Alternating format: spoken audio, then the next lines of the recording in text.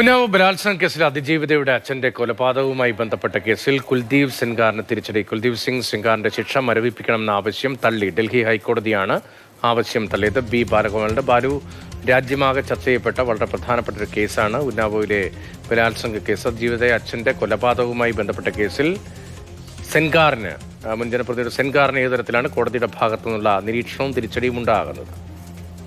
ഉന്നാവോയിലെ ബലാത്സംഗത്തിന്റെ അതിജീവിതയുടെ അച്ഛന്റെ കസ്റ്റഡി മരണവുമായി ബന്ധപ്പെട്ട കേസിൽ നേരത്തെ ഡൽഹിയിലെ വിചാരണ കോടതി സെൻഗാറിന് 10 വർഷത്തെ തടവ് ശിക്ഷ വിധിച്ചിരുന്നു. ഈ ശിക്ഷ മരവിപ്പിക്കുകയും ജാമ്യം അനുവദിക്കണമെന്നും ആവശ്യപ്പെട്ടുകൊണ്ടാണ് സെൻഗാർ ഡൽഹി ഹൈക്കോടതിയെ സമീപിച്ചിരുന്നത്.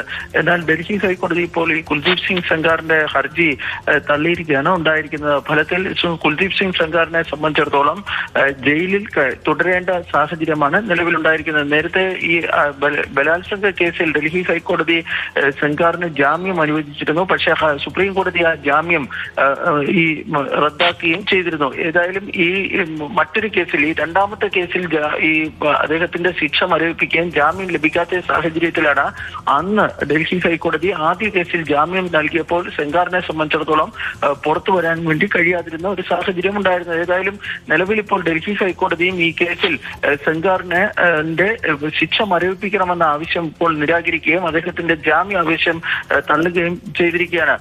ഈ കൂട്ടബലാത്സംഗം നടന്നതിന്റെ തൊട്ടടുത്ത ദിവസങ്ങളിലൊന്നിലാണ് ഈ അതിജീവിതയുടെ അച്ഛനെ ഉത്തർപ്രദേശ് പോലീസ് കസ്റ്റഡിയിൽ എടുക്കുകയും അദ്ദേഹത്തിന്റെ പക്കൽ ഈ അനധികൃതമായ ആയുധങ്ങൾ ഉൾപ്പെടെ ഉണ്ടായിരുന്നു എന്ന് പറഞ്ഞ കേസിൽ അദ്ദേഹത്തെ ഈ ജയിലിലാക്കുകയും ചെയ്തിരുന്നത്. തുടർന്ന് കസ്റ്റഡി മരണമായിരുന്നു സംഭവിച്ചിരുന്നത്.